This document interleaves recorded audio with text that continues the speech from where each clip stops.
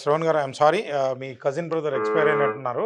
So మీరు ఒకవేళ continue చేయగలుగుతారో లేదో నాకు తెలియదు. ఇప్పుడు సమయం ఒకవేళ లేదు అనుకుంటే మీరు వెళ్ళొచ్చు, నో ప్రాబ్లం. అది మాకు కూడా స్లిప్ వచ్చింది, మీరు ఆలోచించండి. ఏదైనా చెప్పదలుచుకుంటే చెప్పి వెళ్ళిపోవచ్చు, నో ప్రాబ్లం.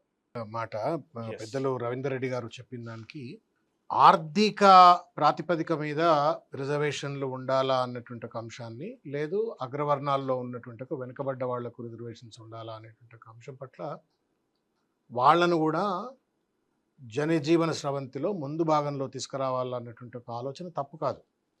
ఇంతకుముందు కాసిం గారు చెప్పినట్టుగా that should not be a slogan to constraint or restrain the reservation processes for the downtrodden sections. Number 1.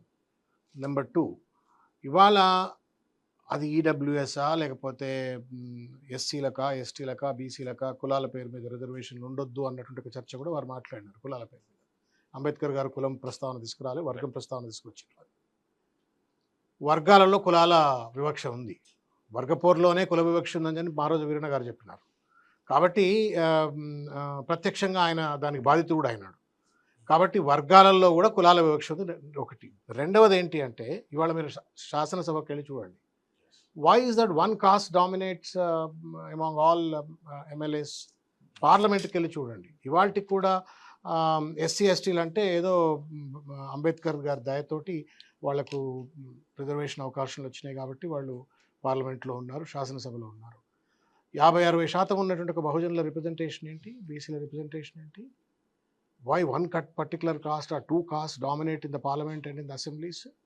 ఇవాళ దేశంలో ఉన్నటువంటి ఒక రాష్ట్రంలో ఉన్నటువంటి ఒక కాంట్రాక్టర్లంతా ఏ కులాలకు చెందినటువంటి వాళ్ళు?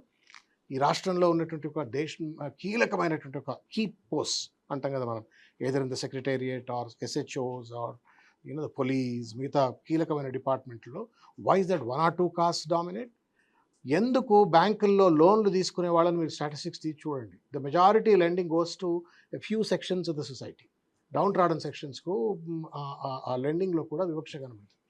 ఎప్పుడైతే కులం పేరు మీద, ఇంతకుముందు కాసిం గారు ఒక మాట చెప్పినారు, మీరు కులం పేరు మీద వివక్ష అన్నప్పుడు నేను తప్పనిసరిగా నాకు కూడా సమానమైనటువంటి అవకాశం రాజ్యాంగం ప్రకారంగా రిజర్వేషన్ కల్పించాలా అని చెప్పని కోరుకుంటారు. అగ్రవర్ణాల్లో ఉన్నటువంటి ఒక పేదలకు న్యాయం చేయాలా వద్దని ఎవరు అనరు. ఇవాళ ఈడబ్ల్యూఎస్ పాయింట్ ఆఫ్ వ్యూలోనే what is the total percentage అన్న మొత్తం మనము అప్పర్ క్లాసెస్ ఇన్ తెలంగాణ అంటే 23 అని కేసీఆర్ తేల్చిండు. ఇప్పుడు ప్రభుత్వం 16 పాయింట్ చిల్లర తేల్చిండు. సరే, ఓలార్ దేశ సగటు జనాభా తీసుకుంటే 25 1/4 జనాభా ఉంటుంది. వాట్ ఎవర్ ఇట్ అంటే ఒక్కొక్క రాష్ట్రం ఇవాళ 50% ఉన్నటువంటి ఒక 60% ఉన్న బీసీలకు ఎంత రిజర్వేషన్ ఉందో తెలంగాణలో మనకు తెలుసు. ఎస్సీ ఎస్టీలకు ఏ రకమైన రిజర్వేషన్లు అమలవుతున్నాయో తెలుసు. బట్ ఈడబ్ల్యూఎస్ విషయానికి వచ్చినట్టయితే ఎంత శాతం రిజర్వేషన్ అమలవుతుందో కూడా తెలుసు. అందులో కూడా వివక్ష ఉంది. నేను ఒక 30 సెకండ్లో నేను చెప్పేది ఏంటి అంటే, కులం పేరు మీద మీరు వివక్ష చేయకండి. Then this section will not ask for reservations. మీరు ఆ వివక్ష చేసినంత కాలం, అసమానతలు పెంచినంత కాలం తప్పనిసరిగా రిజర్వేషన్ నినాదం అనేటువంటి బలంగా ముందుకు వస్తుంది. ఇంకా తరతరాల్లో కూడా కోరుకుంటారు. రిజర్వేషన్ ఉండొద్దు అనుకున్నటువంటి వాళ్ళు ఫస్ట్ వాళ్ళ మైండ్స్లో నుంచి కులపరమైనటువంటి ఒక వివక్షను *.* డిలీట్ చేయాలి.